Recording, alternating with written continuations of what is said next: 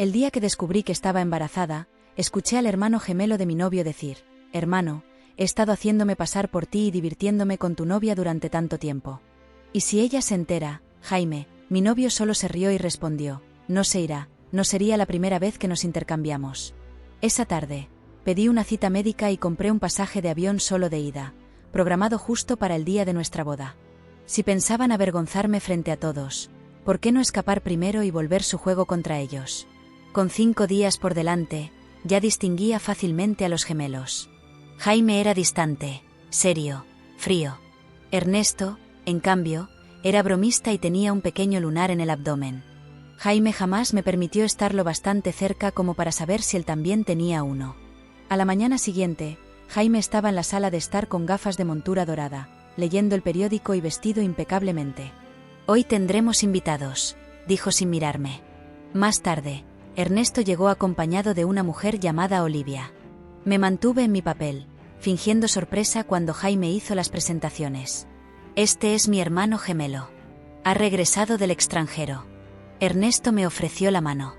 «Encantado de conocerte». Su cara mostraba calma, su sonrisa era cortés, pero yo sabía demasiado como para dejarme engañar.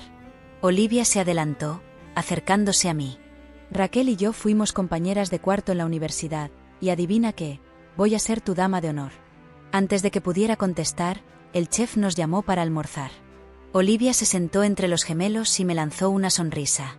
«Raquel, ¿Jaime ha estado actuando diferente últimamente?» Sabía que quería que tropezara, así que sonreí con dulzura y respondí: «Sí, ha cambiado. Está siendo mucho más atento conmigo». Siento que me enamoré aún más. El salón quedó en silencio. Ambos hermanos se tensaron. Jaime miró a Ernesto con frialdad. Luego, intentando romper el hielo, Ernesto sirvió camarones en mi plato. «Mi amor, tus camarones al ajillo sin cáscara, tus favoritos». Se quedó paralizado al notar lo que acababa de decir. «Mi hermano siempre te los llama así».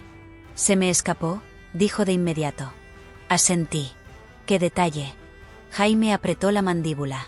Comí tranquila los camarones y me levanté. Momentos después, estaba en el baño intentando contener las náuseas. Al volver, Olivia me lanzó una mirada cómplice. «¿Náuseas matutinas?». «Tal vez», dije. «No, solo un malestar estomacal». Más tarde esa noche, Jaime y Ernesto llevaron a Olivia a casa. Regresaron tarde. No estaba segura de cuál de los dos volvió.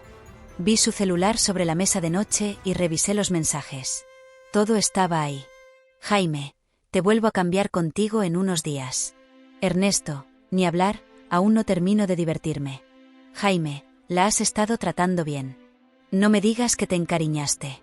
«Ernesto, claro que no». «Dijiste que cuanto más dulce fuera, más duro sería el golpe cuando la dejáramos caer». «Jaime, solo recuerda no tocarla. Esa es la regla». Así que esa noche, fue Ernesto quien compartió la habitación conmigo. 10 minutos después salió de la ducha y se sentó relajado a mi lado. «¿Otra vez con esas uñas largas?».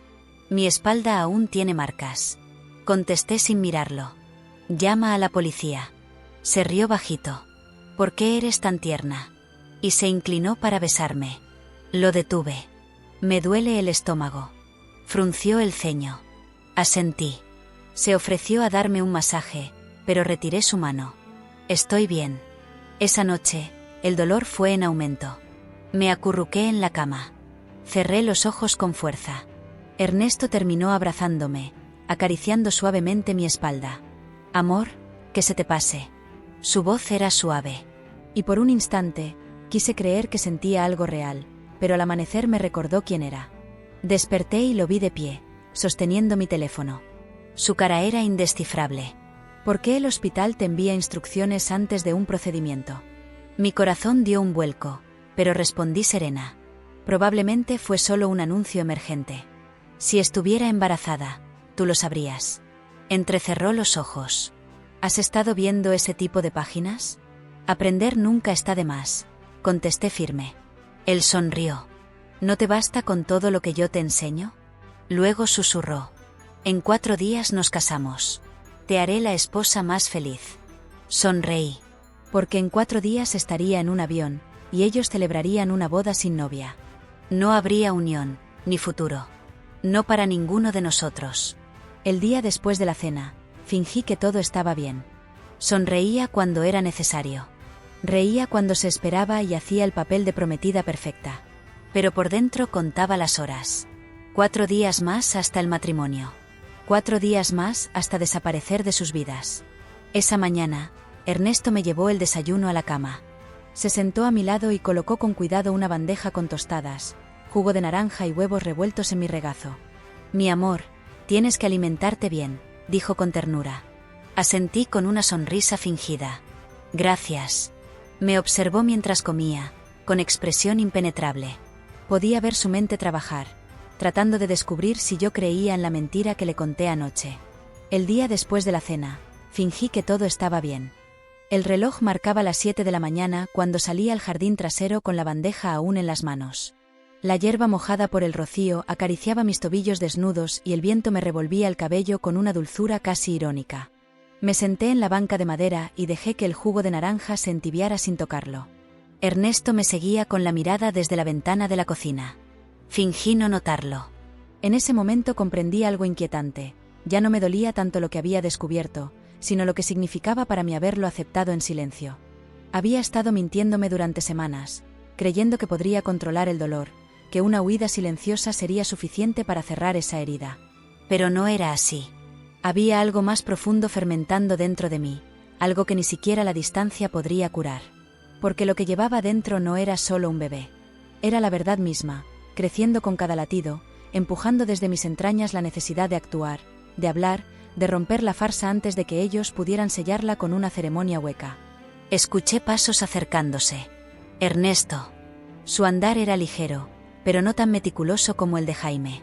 Me sentó el alma saber distinguirlos ya sin dudar.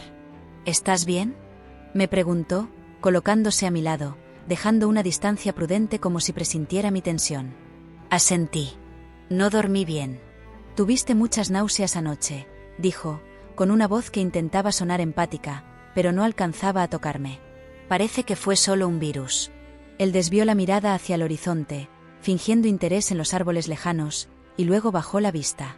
¿Puedo preguntarte algo? No respondí, pero él continuó de todos modos. Si tuvieras que elegir entre alguien que te ama con torpeza y alguien que juega contigo con encanto, ¿cuál elegirías? Volteé hacia él con lentitud. Sus ojos tenían una chispa distinta. Por un segundo, lo vi niño, confundido, buscando aprobación. Prefiero la verdad, aunque duela. Ernesto tragó saliva, y su máscara se resquebrajó apenas un segundo. Siempre supe que eras diferente, murmuró. Pero no dije nada. Me levanté de la banca y volví al interior de la casa. Cada paso me alejaba de su voz, de su presencia, de todo lo que alguna vez creí real. Esa tarde hice una llamada secreta al hospital. No bastaba con una cita. Necesitaba respuestas. Saber exactamente de cuántas semanas estaba, saber si el bebé estaba bien. Saber si aún tenía margen para decidir, para planear, para huir con claridad y no solo con impulso. La mujer del otro lado de la línea fue amable. Logré agendar para el día siguiente, a las 10 de la mañana. Iría sola, diría que iba de compras. Nadie sospecharía. Al colgar, sentí que algo se asentaba en mí. No una calma, una determinación. Cuando bajé a la cocina, Jaime estaba de pie frente a la isla, hablando con un proveedor por teléfono. Su voz era firme, elegante, meticulosamente modulada. Me miró de reojo y sonrió con esos dientes perfectos que antes me encantaban y ahora me daban escalofríos. Mi amor, dijo cuando colgó, el pastel de bodas llegará mañana. ¿Quieres probar algunas muestras esta noche? Asentí. Claro. Estoy deseando hacerlo. Su rostro se iluminó como si realmente creyera que seguía atrapada en su juego. Yo también podía fingir. Había aprendido de los mejores. Durante la cena, todo transcurrió como en una comedia sin gracia. Olivia volvió, vestida con un conjunto verde esmeralda demasiado ajustado, y hablaba sin parar sobre flores, centros de mesa y cómo se vería nuestra foto en la portada del suplemento social del periódico local. Jaime se mostraba orgulloso, incluso posesivo. Mantenía su mano sobre la mía más tiempo del necesario, como si quisiera reafirmar que yo le pertenecía. Pero yo solo pensaba en las palabras de Ernesto aquella mañana. ¿Torpeza o encanto? ¿Mentira o vacío? Ambos me habían usado como una pieza, una marioneta en su teatro macabro de identidades compartidas. Después de la cena, subí a mi habitación y cerré la puerta con llave. Encendí la lámpara de noche y saqué una libreta de la cómoda. Empecé a escribir. No era un diario. Era un plan. Detallado. Minuto a minuto. Día por día. La cita en el hospital, el taxi reservado a una cuadra de la casa, el vuelo pagado en efectivo, el lugar donde me quedaría durante los primeros días en otra ciudad. Ya no podía confiar en nadie. Ni siquiera en mi propia sombra. Cerré el cuaderno y lo escondí dentro de una caja de zapatos. No podía dejar cabos sueltos. La noche cayó con un silencio espeso. Me acosté fingiendo que dormía. A medianoche, escuché la puerta abrirse. No era Jaime. Lo supe por el paso. Ernesto. Se acercó a la cama. Se sentó en el borde. Me observó en la oscuridad. «Sé que estás despierta», susurró. No respondí. «Tú no eres como las otras», continuó, bajando la voz. Jaime cree que puede ser reemplazada, pero yo no. Abrí los ojos lentamente. ¿Y por eso jugaste a ser él? ¿Para convencerme de que eras diferente? Él pareció dolido por un segundo. No fue un juego para mí, dijo. Para mí tampoco, le respondí, y me giré dándole la espalda. Lo escuché respirar hondo, y luego se levantó y se fue. Cerré los ojos. A la mañana siguiente estaría en la sala de espera de un hospital, con el corazón en la garganta y una decisión imposible en las manos. Pero por primera vez en mucho tiempo, sentiría que tenía el control. La clínica quedaba a 20 minutos en taxi. No era un hospital grande, sino una institución discreta, ubicada en una calle tranquila con árboles frondosos y un portón gris que apenas se distinguía desde la acera. Era justo lo que buscaba: anonimato. Me senté junto a una mujer embarazada que hojeaba una revista de maternidad sin mucho interés. Su barriga era prominente, y sus pies estaban hinchados. Me ofreció una sonrisa suave.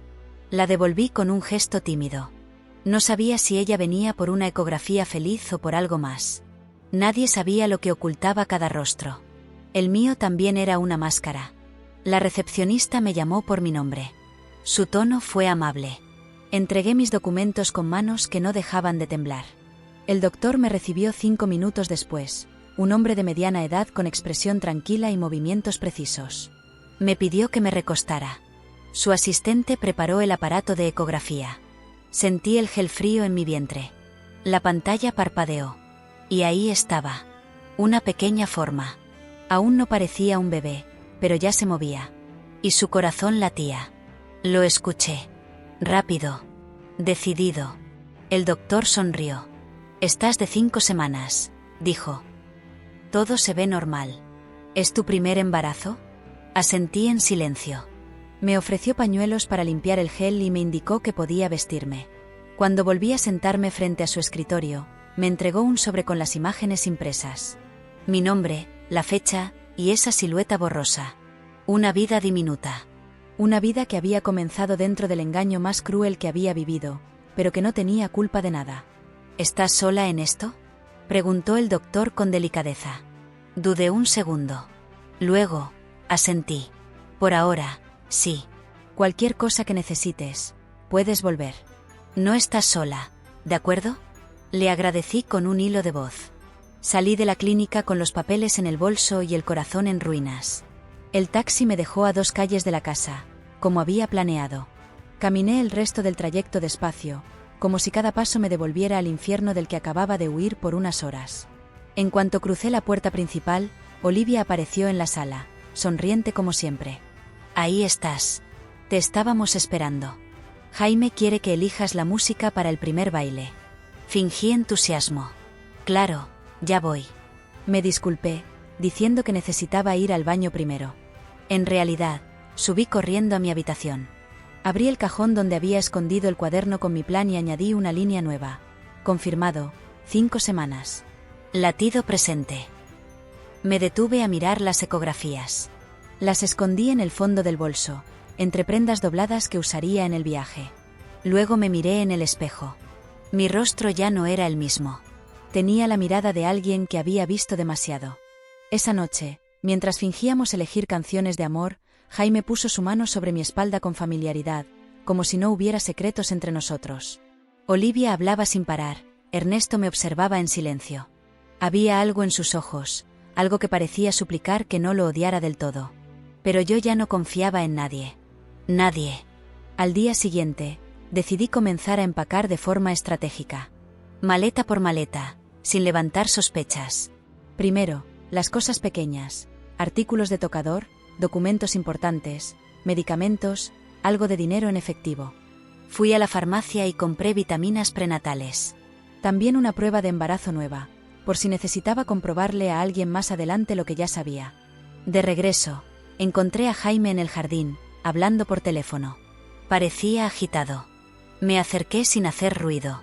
No, Ernesto, escúchame bien, decía. Tienes que mantener la compostura. Si sospecha algo, se acabó. Haremos esto como planeamos. No hay vuelta atrás.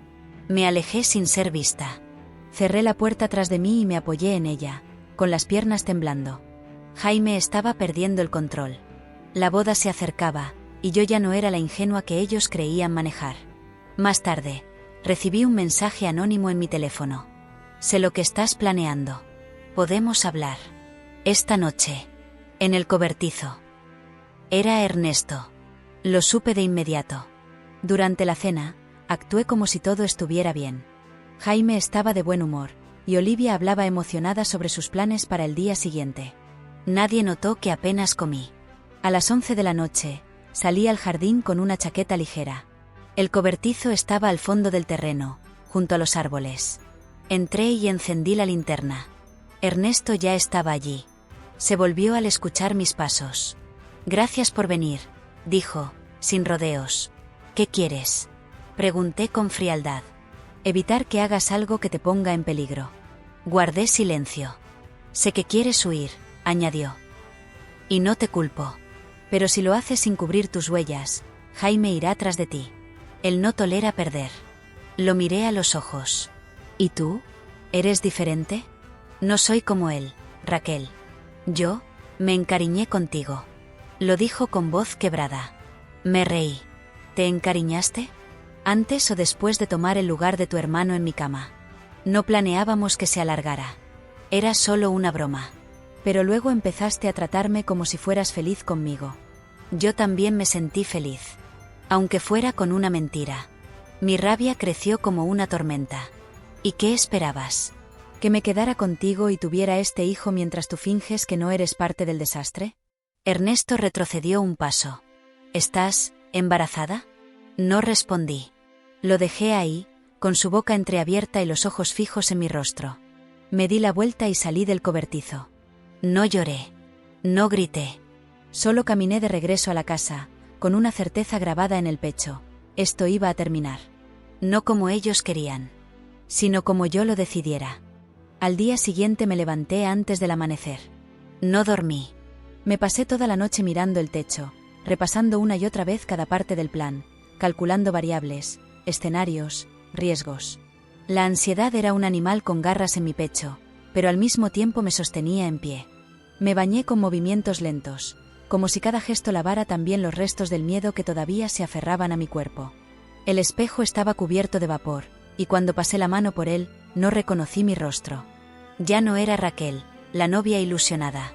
Era una mujer sola, embarazada, atrapada entre dos hombres que habían jugado con su vida, y que ahora se creían con derecho a decidir su destino. Me vestí con calma.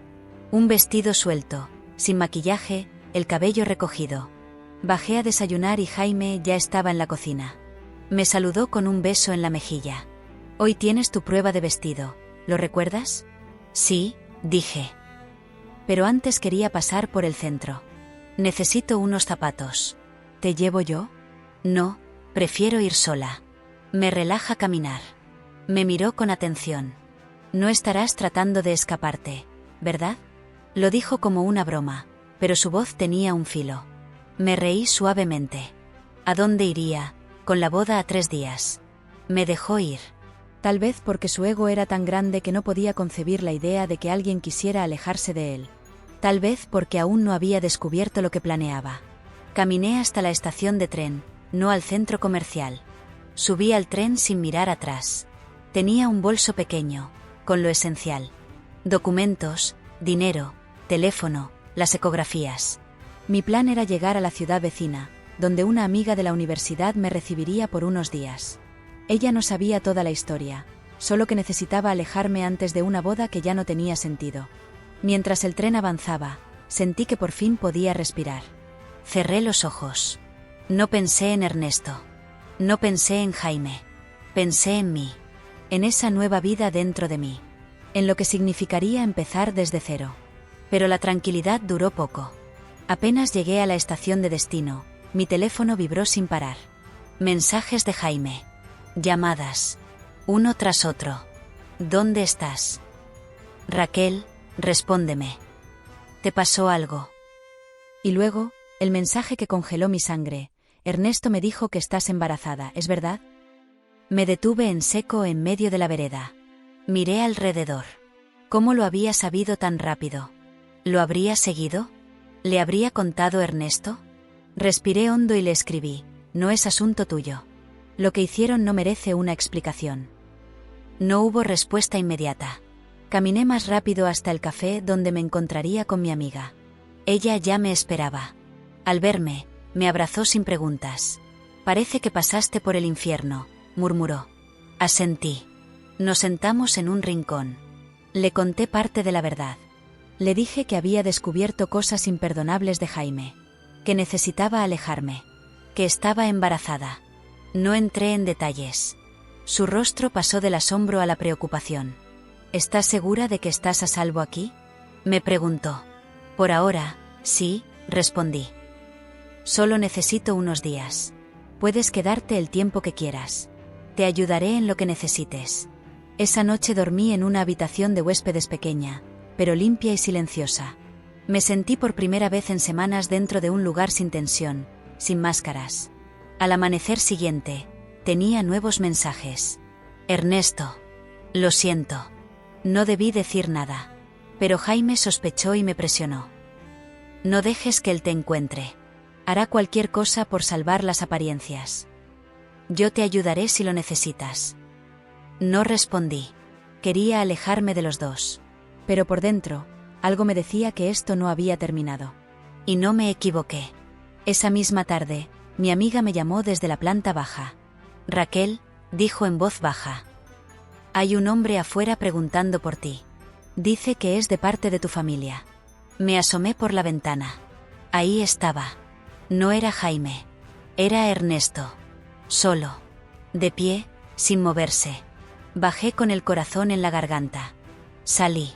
¿Cómo me encontraste?, pregunté con los dientes apretados. Rastreé tu teléfono. Lo siento. Pero necesitaba verte. No tienes derecho a estar aquí. Tienes razón, respondió. Pero esto es importante. Jaime está buscando hacerte firmar algo. Un poder, una renuncia. Quiere quitarte todo. Decir que estás inestable. Que abandonaste la boda sin justificación. Quiere hundirte. Me quedé en silencio. Él continuó. Escucha. No sé si me vas a perdonar alguna vez. No te lo pido. Pero si vas a irte, al menos hazlo con protección legal. Puedo conseguirte un abogado. Uno que no tenga nada que ver con nuestra familia. Mi respiración era inestable. ¿Y por qué harías eso? ¿Por qué? Porque lo que hicimos fue horrible. Pero tú eres más fuerte que cualquiera de nosotros. Mereces decidir por ti. No supe qué decir. Me giré y volví a entrar. Él no me siguió. Esa noche, llamé al abogado que me recomendó. Le expliqué lo mínimo. El hombre fue profesional. Claro. Me explicó cómo protegerme, cómo preparar un comunicado si Jaime intentaba usar su poder mediático o económico en mi contra. Me envió documentos que firmé al día siguiente. Comenzaba a construir mi defensa. No solo por mí, por lo que venía creciendo dentro de mí. Ya no era solo una historia de traición. Era una batalla por mi voz. Y estaba dispuesta a pelearla. 2 días después, Jaime apareció en televisión. No lo esperaba. Estaba en la cocina con mi amiga, preparando algo simple para cenar, cuando su voz sonó desde la sala. Me quedé helada. El noticiero local había abierto un segmento especial con la noticia del escándalo. A tan solo 48 horas de una boda esperada por la élite social, el empresario Jaime Gálvez ha sido abandonado por su prometida sin explicación pública. El entorno cercano asegura que la joven se encuentra inestable emocionalmente y que podría requerir atención médica urgente. Gálvez se mostró sereno pero visiblemente afectado en la breve rueda de prensa ofrecida esta mañana. La imagen de Jaime con su impecable traje azul, rodeado de micrófonos, inundó la pantalla.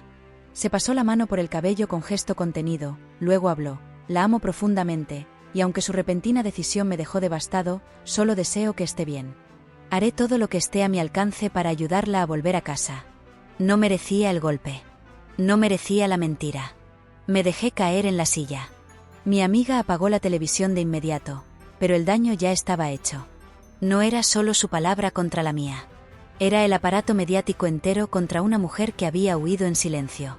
Estaba claro, él ya había comenzado la guerra. Esa misma tarde, el abogado que Ernesto me había recomendado me llamó. Su tono era firme. «El señor Gálvez ha presentado una denuncia. Dice que abandonaste la relación en estado de alteración emocional grave. Solicita que te declaren legalmente incapaz de tomar decisiones patrimoniales». ¿Y qué? Mi voz tembló. ¿Eso es posible? No si jugamos bien. Pero necesitas desaparecer por un tiempo. Cambiar de número. Cambiar de entorno. Hay pruebas suficientes en los mensajes que guardaste para contrarrestarlo. Pero si te localiza, intentará enfrentarte públicamente. Le agradecí y colgué. Ernesto me envió otro mensaje. Te dije que lo haría. Está desesperado. Esa noche, me fui de la ciudad. Mi amiga me acompañó hasta la terminal y me abrazó fuerte. No estás huyendo. Estás salvándote. Me subí al autobús que me llevaría a una provincia más al sur, donde una tía lejana tenía una casa de campo. Era la única persona de mi familia que alguna vez se había mantenido al margen del drama familiar. Le había escrito una carta simple: «Necesito estar sola. No me preguntes nada. Solo déjame quedarme unos días». Ella respondió con la dirección y un escueto: «Aquí estoy». Llegué al anochecer. La casa era pequeña, con techo de chapa y olor a lavanda. Mi tía me recibió sin abrazos, pero con una manta tibia, una sopa caliente y una frase sencilla: «Cuando estés lista para hablar, te escucho». Esa noche dormí profundamente. Soñé que caminaba por un bosque, y que algo me seguía. No era Jaime. No era Ernesto. Era yo misma. Una versión mía rota, asustada, que intentaba alcanzarme para detenerme, para suplicarme que volviera a lo conocido. Al despertar, decidí que no podía permitirlo. Me levanté y llamé al abogado. «Quiero escribir mi versión. Quiero que la gente sepa». «¿Estás segura?», preguntó. «Van a tratar de destruirme. Prefiero enfrentar la verdad ahora que seguir siendo la loca que desapareció». «Entonces hagámoslo bien. Preparamos una declaración escrita». Sin detalles íntimos, pero suficiente para dejar claro que había razones legítimas para cancelar la boda. Que se trataba de una situación grave, que involucraba suplantación de identidad, manipulación emocional y exposición al riesgo físico. Firmé el documento y lo enviamos a 3 medios. Uno de ellos lo publicó sin dudar. Las redes estallaron. La prometida de Gálvez revela que fue víctima de un juego cruel entre hermanos gemelos. No era inestabilidad emocional. Era abuso emocional encubierto. El embarazo confirmado de Raquel pone en duda la versión oficial de Jaime. De pronto, dejé de ser la fugitiva. Comencé a convertirme en alguien con voz propia. Ernesto me llamó. No atendí. Me escribió: «Vi tu comunicado. Estoy orgulloso de ti. Aunque no creas en mí, estaré del lado correcto». Le respondí con una sola palabra: «Gracias». A los 3 días, recibí una carta sin remitente. La abrí con cautela. Era de Jaime. Escrita a mano. Reconocí su caligrafía al instante. «Raquel, ganaste esta batalla pública. Pero no has terminado conmigo. Me quitaste la boda. Me quitaste la imagen. Pero no me quitarás el control. Volveré por lo que me pertenece. Tú y lo que llevas dentro». La rompí en 1000 pedazos. Luego, sin pensarlo, corrí al baño. Vomité con fuerza. No sabía si era por el embarazo o por la rabia. Quizás por ambas cosas. En ese instante, supe que debía desaparecer por completo. Cambiar de identidad, de número, de historia. Convertirme en otra. No por miedo. Por protección. Por justicia. Por mi hijo. Porque ya no se trataba solo de venganza. Se trataba de sobrevivir. Al amanecer empaqué nuevamente. Esta vez no llevaba solo lo esencial. Llevaba una versión de mí misma que ya no necesitaba explicaciones, ni permiso, ni testigos. Mi tía lo entendió sin decir una palabra. Me dejó en la estación de tren con un termo de té y una bolsa de pan casero. La abracé fuerte. No sé si volveré pronto, le dije. Ella acarició mi mejilla con la misma calma con la que había recibido mi carta días atrás. Cuando una mujer huye con un hijo en el vientre, no está huyendo. Está volviendo a nacer. Asentí. Me subí al tren sin mirar atrás. Cambié de número de teléfono al llegar a la ciudad nueva. Me instalé en un pequeño hostal con habitaciones compartidas, pero pedí una sola para mí. Era mínima, con paredes blancas, una ventana angosta y una cama que crujía al moverse. Pero era un espacio mío. En las siguientes semanas me dediqué a lo básico: conseguir un trabajo temporal, asistir a controles médicos, respirar sin que alguien me juzgara por cada gesto. Nadie conocía mi pasado. Nadie sabía mi nombre real. Me hacía llamar Lucía. Y, por primera vez, me sentí dueña de mi historia. Sin embargo, la calma nunca fue completa. Cada vez que encendía la televisión en la sala común del hostal, temía ver el rostro de Jaime. Cada vez que una notificación anónima aparecía en mi correo nuevo, se me encogía el estómago. Sabía que tarde o temprano intentaría encontrarme. Pero también sabía que no me iba a dejar vencer. En la clínica de la nueva ciudad, la ginecóloga era una mujer mayor con una mirada profunda. Al leer mi historial médico, levantó los ojos. 5 semanas al llegar. Ya debes estar por las 10. Casi 11, le respondí. ¿Y el padre? No está. Su respuesta fue solo un leve movimiento de cabeza. No volvió a preguntar. Me habló sobre los síntomas, los riesgos, los cuidados. Me entregó un pequeño sobre con las ecografías nuevas. El bebé ya tenía forma. Una silueta más clara, más humana. Y ese corazón, latiendo fuerte. Al salir, me senté en una banca bajo un árbol. Abrí el sobre y miré las imágenes una por una. Lloré en silencio. No de tristeza. De responsabilidad. De una promesa que me hacía a mí misma. Esta criatura nunca viviría bajo una sombra como la que me envolvió a mí. Esa noche, en el hostal, se sentó a mi lado en la cocina un joven llamado Mateo. Había llegado hacía unos días. Tenía el cabello rizado, gafas, y una forma de hablar pausada, como si cada palabra le importara. ¿Nueva por aquí?, me preguntó. Algo así. ¿Trabajo? ¿Temporal? ¿Estudios? Vida. Me miró con una sonrisa. Eso vale más. Nos hicimos amigos. Nada romántico. Solo una conexión humana, honesta, sin máscaras. Me hacía reír con historias absurdas de los huéspedes, de sus trabajos anteriores, de los sueños que había abandonado. Le conté muy poco de mí, pero lo suficiente para que supiera que no era una turista más. Una noche, lo encontré en el comedor con un sobre en la mano. Al verme, se puso serio. Esto llegó hoy. No tiene remitente. Pero es para ti. Mi estómago se contrajo. Tomé el sobre. Era delgado, blanco, con mi nombre falso escrito en tinta negra. Subí a mi habitación antes de abrirlo. Dentro había una sola hoja. En ella, un recorte de periódico con mi fotografía en la portada. Raquel desaparece tras escándalo con los gemelos Gálvez. Posible embarazo confirmado. A un costado, escrito a mano con letra pequeña: no puedes esconderte para siempre. Lo arrugué con fuerza. Bajé de nuevo. Mateo me vio y no preguntó nada. Solo dijo: sea lo que sea, tienes que enfrentarlo. No respondí. Subí, empaqué, y esa misma noche me mudé a otro sitio.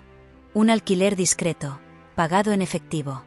Le pedí a Mateo que no dijera nada a nadie. Y así lo hizo. En el nuevo lugar, el silencio era más denso. Empecé a escribir. No sabía si era un diario, una carta o una declaración. Pero cada noche, escribía para mi hijo. Le contaba la verdad. No suavizada. No editada. Le hablaba como si pudiera entender. Le decía que no venía del amor, pero que si llegaría al mundo rodeado de verdad. Le prometí que haría todo lo posible para protegerlo. Y que nunca, nunca, repetiría el ciclo que me trajo hasta aquí. Un día, al salir del mercado, vi una figura familiar cruzar la calle. Mi respiración se detuvo. Ernesto. Más delgado. Más serio. Pero era él. Caminaba solo, con paso nervioso, mirando a su alrededor. Me escondí detrás de un puesto de frutas. Lo vi irse en dirección opuesta. ¿Cómo me había encontrado? ¿Qué quería ahora? Esperé unos minutos. Luego caminé rápido a casa. Cerré todas las cortinas. Respiraba entrecortado. ¿Y si Jaime estaba cerca? ¿Y si querían arrebatarme al bebé? Esa noche dormí con un cuchillo debajo de la almohada. Por primera vez en semanas, soñé con mi boda. Pero en el sueño, yo iba vestida de rojo. Caminaba sola por un pasillo interminable. Y al llegar al altar, no había nadie esperándome. Solo un espejo. Y en él, mi reflejo, embarazada, decidida, con una mirada que jamás había visto en mí, poder. Me desperté sudando, pero sin miedo. Estaba cambiando. Ya no era la mujer que huía. Era la mujer que preparaba el terreno para luchar. Pasaron los días con la misma tensión contenida que se siente antes de una tormenta. Cada mañana despertaba con el presentimiento de que algo estaba por quebrarse, de que los hilos invisibles que me mantenían a salvo comenzarían a soltarse uno a uno. Cada sonido en la puerta, cada timbre, cada paso en la escalera del edificio se sentía como una amenaza. Empecé a dormir poco, a comer menos. La ansiedad me carcomía desde adentro. A pesar de todo, el bebé seguía creciendo. En mi siguiente control, la doctora me dijo que estaba en la semana 14. Escuché el latido otra vez, fuerte, firme. Era casi un milagro que estuviera desarrollándose bien, con todo lo que mi cuerpo y mi mente estaban soportando. Ella me miró con cierta preocupación. Tu pulso está elevado. Tu presión, también. Necesitas descansar. No puedo, respondí. Estoy huyendo. Estás gestando. Eso viene primero ahora. Asentí, pero sabía que no era tan sencillo. Quise escribir más cartas a mi hijo, pero ya no tenía palabras. Sentía que me repetía, que cada página era un bucle de miedo, de promesas sin base sólida. Entonces una tarde, mientras ordenaba unas cajas en el armario del cuarto alquilado, encontré el recorte de periódico que había arrugado días atrás. El que decía que no podía esconderme para siempre. No lo había tirado. Lo había guardado, inconscientemente, como una advertencia. Me senté en la cama con el papel entre las manos. Lo alisé sobre la colcha. Lo miré fijamente. Y de pronto entendí algo que me paralizó. Ese mensaje no era solo una amenaza. Era una provocación. Jaime me estaba buscando. Pero más que eso, me estaba retando. Me estaba empujando a aparecer. Porque no podía soportar no tener el control.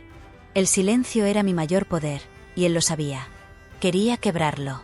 Romper mi calma. Obligarme a salir del escondite. Y entonces decidí que, por primera vez, no iba a huir. No esta vez. No más.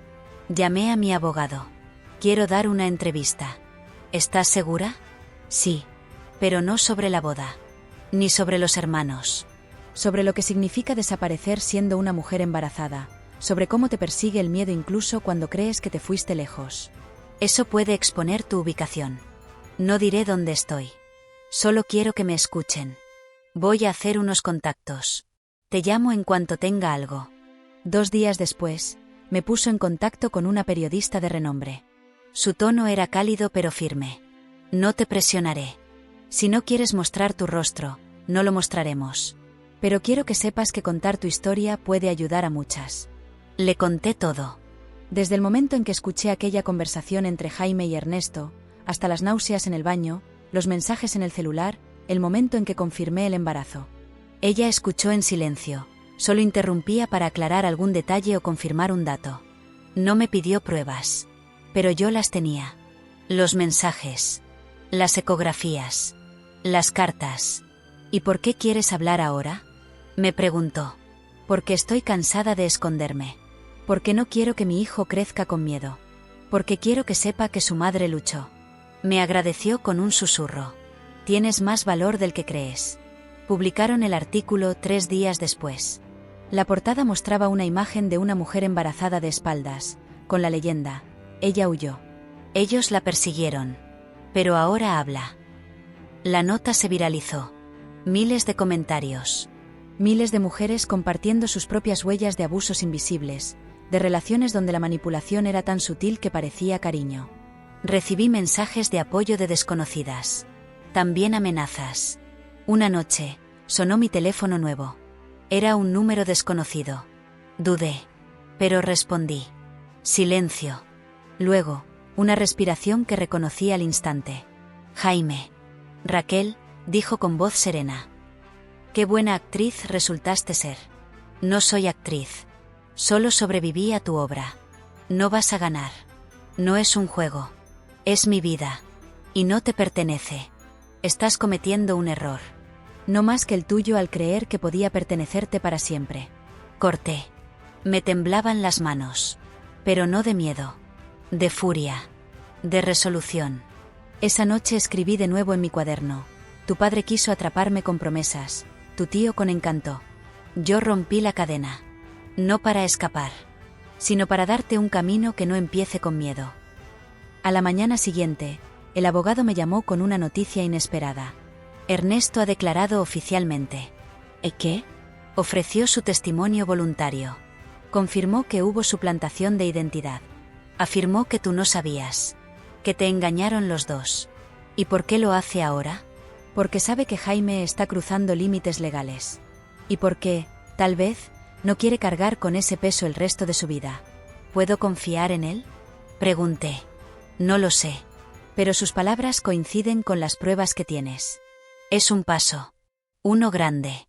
Me quedé en silencio largo rato después de cortar. Ernesto. El mismo que jugó con mi cuerpo, con mis emociones. El mismo que se rió en mi cama.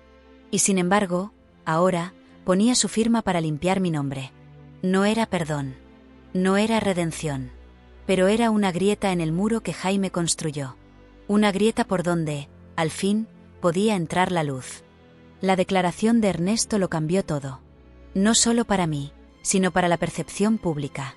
Durante semanas habían tratado de pintarme como una figura inestable, una mujer que había escapado por un capricho, una novia ingrata que dejó plantado al perfecto Jaime Gálvez en el altar. Pero ahora el relato se invertía. Los titulares cambiaron de tono. Los programas de debate empezaron a preguntarse quién era realmente el hombre detrás del escándalo. Un periodista filtró una conversación entre Jaime y un socio cercano, en la que reconocía haber perdido el control del guión. Esa frase se volvió viral. El guión. Era una palabra que, dicha por él, revelaba todo. Yo no era una persona para él. Era un personaje. Una pieza que debía moverse según su conveniencia. Pero ya no lo era. Ya no. La periodista que me había entrevistado me escribió un correo corto. Acaban de contactarme desde una fundación de apoyo legal a víctimas de manipulación emocional. Quieren ayudarte. Están ofreciendo asistencia, protección, asesoría psicológica y, si lo deseas, nuevas credenciales de identidad. Dudé. Cambiar de identidad era desaparecer del todo. Volverme invisible. ¿Era lo que quería? ¿Era eso lo mejor para mí y para mi hijo? Pedí tiempo para pensarlo. Mientras tanto, seguía recibiendo cartas sin remitente. Algunas eran insultos.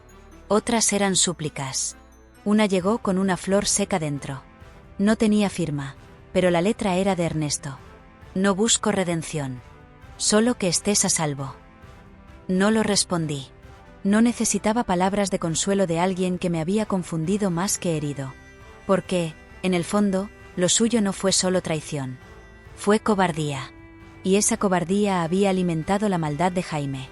En la semana 17 de embarazo, volví a la clínica para un nuevo control. Esta vez, el bebé ya tenía forma completa. Manos, piernas, rostro. Una personita. Lo miré en la pantalla con una emoción que me hizo contener el aliento. ¿Quieres saber el sexo?, preguntó la doctora. Dudé un segundo. Luego asentí. Es niño. Cerré los ojos. Un hijo. Un hijo que iba a nacer libre, sin cadenas, sin mentiras. Lo llamaría León. No porque fuera fuerte aún, sino porque yo juraría hacerlo valiente. Esa noche escribí: León, tu nombre será tu escudo. Cada vez que te lo digan, recordarás que naciste del fuego y caminaste hacia la luz. Mientras tanto, Jaime continuaba enviando comunicados a la prensa. Negaba todo. Afirmaba que Ernesto estaba desequilibrado, que me había manipulado a mí. Que yo era una víctima, sí, pero de su hermano. Nunca suya. Y sin embargo, cada intento por limpiar su imagen lo hundía más. Porque ya nadie creía en su perfección. La gente comenzaba a ver grietas. Los inversores retiraban apoyo. Las marcas rompían contratos. Y él, que había basado su éxito en la apariencia, no sabía cómo gestionar el derrumbe. Entonces vino el golpe final. Un periodista publicó pruebas de que Jaime había sobornado a un funcionario del registro civil para anular un documento que yo había firmado cancelando la boda. Eso era delito. La fiscalía intervino. Se abrió una investigación formal. Y con eso, por fin, pude respirar. No porque lo arrestaran. No porque lo condenaran. Sino porque dejé de sentirme sola contra el mundo. Esa misma semana, decidí mudarme una vez más. Esta vez no por miedo, sino por cierre. Quería dar a luz en otro lugar. Uno nuevo. Me instalé en una ciudad costera, pequeña, donde el viento tenía olor a sal y la gente no hacía muchas preguntas. Alquilé una casita con ventanas azules y jardín al frente. Empecé a armar el cuarto de León. Puse una cuna blanca, una manta tejida a mano que compré en la feria, una lámpara con forma de luna. Cada objeto era una declaración: aquí empezarás de nuevo. Aquí crecerás sin fantasmas. Una tarde, mientras colgaba unas cortinas livianas, llegó una carta certificada. El remitente, Fiscalía Nacional. La abrí con el pulso acelerado. Dentro había una notificación oficial. El señor Jaime Gálvez ha sido imputado formalmente por suplantación, coacción y falsificación de documentos. En su testimonio, el señor Ernesto Gálvez ha ratificado su participación parcial y ha solicitado medidas para reparar el daño causado a la denunciante, Raquel M. Me senté en el suelo. No lloré. No grité. Solo me abracé las rodillas y sonreí. Era justicia. No completa. Pero era un inicio. Ernesto había hablado. Jaime había caído. Y yo, que un día me escapé con una ecografía en la cartera y un pasaje de ida, estaba ahora en una casa blanca junto al mar, esperando a mi hijo. Por la noche escribí una carta más. No para León. Para mí. Sobreviviste. Cruzaste cada mentira, cada amenaza, cada sombra. Diste la vuelta al guión. Convertiste la huida en camino. Y ahora, por fin, te mereces paz. Al cerrar el cuaderno, el bebé pateó por primera vez. No era una patada fuerte. Era como un susurro desde adentro. Un gesto. Una confirmación. Lo sentí claro, como si hablara. Estaba diciendo: estoy contigo, mamá. Y yo respondí, en voz baja, con la frente apoyada en mi vientre: y yo contigo, hijo. Hasta el final. La llegada del 8º mes trajo consigo una mezcla difícil de describir. Mi cuerpo ya no me pertenecía por completo. Cada movimiento estaba acompañado de un peso nuevo, cada paso más lento, cada respiración más profunda. Y sin embargo, había una paz dulce en todo eso. El mar golpeaba las rocas a pocos metros de la casa, como una melodía que me recordaba que estaba viva. Que habíamos llegado hasta aquí. León y yo. Juntos. A veces, cuando la brisa entraba por las ventanas abiertas, me recostaba en la mecedora del cuarto, mirando el techo, con una mano sobre el vientre. Imaginaba su rostro. ¿Se parecería a mí? ¿Tendría mi cabello oscuro, mis ojos cansados? ¿O cargaría algún rasgo de Jaime o de Ernesto? ¿Y si lo hacía, me dolería? Nunca quise odiar a nadie. Pero había días en que el recuerdo de aquella noche en la habitación, de los mensajes intercambiados entre esos dos hermanos, me revolvía el estómago más que cualquier síntoma del embarazo. ¿Cómo se habían atrevido a tratarme como un juguete, como un objeto pasable, una broma privada? ¿Cómo alguien con el corazón roto podía formar el de otra persona? Era la pregunta que me hacía mientras doblaba la ropita diminuta, mientras compraba pañales, mientras leía artículos sobre partos en soledad. No tenía pareja. No tenía familia cercana. No tenía pasado que quisiera conservar. Pero tenía algo que jamás me habían enseñado a priorizar. Tenía dignidad. Una tarde, mientras regresaba de una caminata corta por la costa, un auto negro se detuvo cerca de la entrada a mi calle. Fue un instante, pero lo suficiente para erizarme la piel. La ventana no bajó. El vehículo no se movió. Caminé más rápido. Me metí en la casa, cerré las persianas, apagué todas las luces. Me temblaban las piernas. ¿Había sido él? ¿Un enviado suyo? ¿Un investigador? Pasaron las horas. Nadie llamó. Nadie tocó la puerta. El auto desapareció. Pero el miedo quedó. Llamé a mi abogado. ¿Alguien más sabe dónde estoy?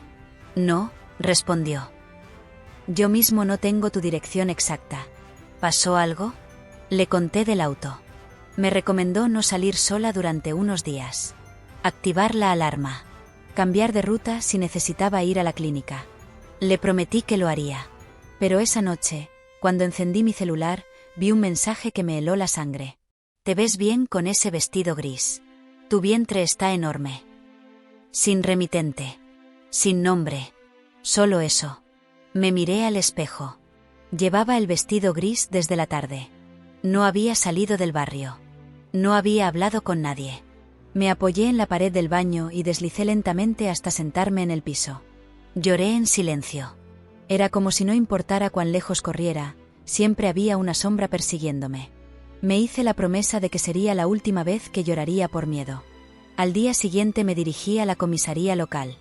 Expuse la situación. Mostré los mensajes. Les conté lo justo. Me asignaron un patrullero que pasaría por la calle 2 veces al día. El oficial que me atendió fue amable. Me miró con respeto. A veces, la gente con poder cree que está por encima de las leyes. Pero eso cambia, Raquel. Te lo aseguro. Me aferré a sus palabras como a un ancla. Volví a casa con una determinación renovada. Ya no era solo una madre que protegía. Era una mujer que se defendía. Preparé una carpeta con toda la documentación. Imprimí copias de las ecografías, los documentos legales, las amenazas. Dejé todo en un cajón, bien etiquetado, por si algún día debía entregarlo. Luego escribí otra carta. Esta vez para León, pero no para leerla al nacer. Para que la leyera cuando fuera grande. Si alguna vez dudas de tu origen, si alguna vez alguien intenta confundirte, lee esto. Tu vida empezó con una traición. Sí. Pero nunca fuiste una consecuencia. Fuiste mi decisión. Fuiste mi acto de fe. Las patadas eran más fuertes ahora. Cada movimiento de León parecía decirme que estaba vivo, que quería salir, que estaba listo para lo que viniera. Empecé a hacer ejercicios de respiración. Aprendí a identificar falsas contracciones. Dormía poco. Pero cada madrugada, al sentir su peso en mi vientre, me repetía, ya casi, hijo. Un día, mientras organizaba los frascos en la cocina, sonó el timbre. Me sobresalté. Miré por la mirilla. Una mujer, sola. Vestía ropa sencilla. Llevaba una carpeta en la mano. Dudé. Abrí la puerta un poco. ¿Raquel?, preguntó. Asentí. Soy asistente de la fiscalía. Traigo una notificación. La recibí. Me pidió firmar un acuse. Lo hice. Cuando se fue, me senté a leer el contenido. Jaime sería juzgado. El proceso entraba en fase oral. Las pruebas eran suficientes. Se enfrentaba a varios años de prisión si lo declaraban culpable. Ernesto, en su declaración final, había pedido que su testimonio sirviera como reparación pública hacia mí y hacia el hijo que nacería fruto de la manipulación de ambos. Me quedé inmóvil. No sabía cómo sentirme. No era alegría. No era alivio completo. Era cierre. O algo parecido. Cierro los ojos y lo recuerdo todo. El día que escuché esa conversación, el sabor metálico del miedo, la maleta pequeña con la ecografía escondida, las noches con cuchillo bajo la almohada, las ciudades desconocidas, el nombre elegido bajo una luna nueva. Y ahora, León. A punto de nacer. Un niño sin padre declarado. Pero con una madre que aprendió a no temer. Que renació con él. Que eligió amar sin rendirse. Y me prometí que, cuando él llegara al mundo, sería yo quien lo reciba con los brazos firmes. Porque ya no habría lugar para el miedo. Solo para nosotros. La madrugada en que comenzó el trabajo de parto, el cielo estaba cubierto de nubes bajas y el mar rugía con más fuerza de lo habitual. No llovía, pero el aire tenía esa electricidad densa que anuncia el cambio. Me despertó un dolor sordo que se extendía desde la espalda baja hasta el vientre. Al principio lo confundí con otra contracción falsa, como las que me habían acompañado durante los últimos días. Pero esta era diferente. Persistente. Con ritmo. Me incorporé lentamente, respirando como me habían enseñado. Fui al baño, me lavé la cara, me miré al espejo. Tenía ojeras marcadas, el rostro hinchado, los labios resecos. Pero mis ojos eran otros. Ya no había huida, ni duda, ni sombra. Había determinación. Había vida. Revisé la maleta que había dejado lista desde hacía semanas. Respiré hondo. Llamé a la clínica. Me dijeron que me esperaban. Caminé hasta la puerta y, por primera vez, no tuve miedo de abrirla. No miré hacia los costados. No dudé. Tomé el taxi con el conductor que ya me conocía de antemano, un hombre mayor que no hacía preguntas y que sonreía con respeto cada vez que me veía salir con la panza más grande. ¿Es el momento?, preguntó, mirándome por el retrovisor. Sí, respondí. Al fin llegó. Me llevó despacio, sorteando baches, como si supiera que llevaba algo más valioso que una simple pasajera. Al llegar, una enfermera me recibió con dulzura. Me condujeron a la sala de preparto. Todo era blanco, tenue, con olor a desinfectante y lavanda. Me pusieron el monitor fetal. El corazón de León sonaba fuerte, rápido, como si también supiera que su llegada era más que un nacimiento. Era una declaración de existencia. Durante horas las contracciones se intensificaron. Me retorcía sobre la cama, sudando, temblando, jadeando. Las paredes parecían cerrarse. En medio de una ola de dolor, pensé en rendirme. Pensé en pedir una cesárea, en rogar que me durmieran, que me lo sacaran como fuera. Pero entonces escuché otra vez ese latido. Tum tum, tum tum, tum tum. Era constante. Era mi ancla. Era su voz diciéndome: sigue, mamá, yo estoy aquí. Y yo seguí. Durante casi 14 horas. Hasta que llegó el momento. Vamos, Raquel, dijo la doctora. Una más. Ya casi está aquí. Grité. Empujé. Y lloré. Porque al hacerlo, sentí que todo salía de mí. El miedo. La culpa. La angustia. Todo. Y entonces, el llanto. Un llanto agudo. Vivo. Real. León. Me lo colocaron sobre el pecho. Su piel estaba caliente, resbalosa. Sus ojos cerrados, su boca abierta en un sollozo nuevo. Lo abracé con todas mis fuerzas. Le susurré al oído: ya estás aquí. Ya estás a salvo. Y por primera vez, desde aquel día en que escuché esa conversación entre los gemelos, lloré sin dolor. Lloré de amor, de alivio, de orgullo. Me quedé con él durante horas, sin querer dormir, observando cada movimiento, cada gesto. Era pequeño, frágil, pero suyo era el corazón que me había sostenido. Días después, ya de vuelta en casa, con León dormido en su cuna y el sol filtrándose por las cortinas, recibí una carta más. Pero esta era distinta. No tenía amenazas, ni juicios, ni remordimientos disfrazados. Era del tribunal. Jaime había sido hallado culpable. Se le dictó una pena de prisión efectiva por suplantación de identidad agravada, coacción y falsificación documental. No apeló. Ernesto había pedido mantenerse alejado de mí y del niño por respeto a mi voluntad, pero incluyó una nota privada dirigida a León.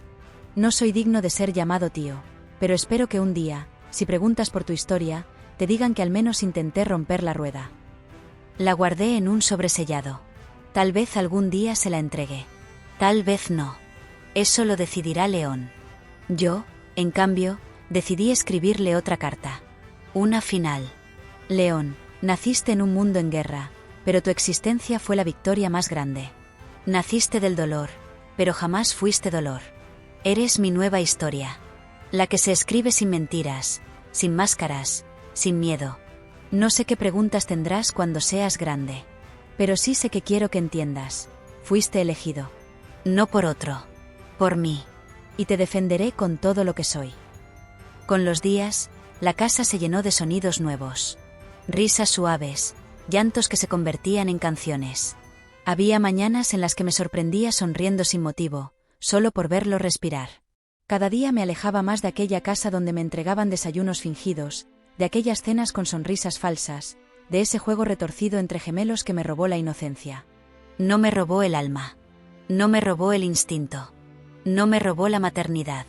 Un día, mientras paseábamos por la playa con León envuelto en su manta celeste, una señora mayor se acercó a mirar al bebé. «Qué bello es. Tiene ojos de valiente. Sonreí. Así los tendrá toda la vida». Ella se fue. Yo seguí caminando. La marea estaba baja. El viento soplaba tibio. León se movió en mis brazos, acomodándose, y susurré. El día que descubrí que estaba embarazada pensé que el mundo se me venía abajo. Hoy, hijo, sé que ese día fue el comienzo de todo lo que me devolvió la vida. Y así, bajo el cielo despejado de una costa donde nadie conocía mi pasado, comencé de nuevo. Con él. Conmigo. Con todo lo que fuimos capaces de reconstruir desde las cenizas.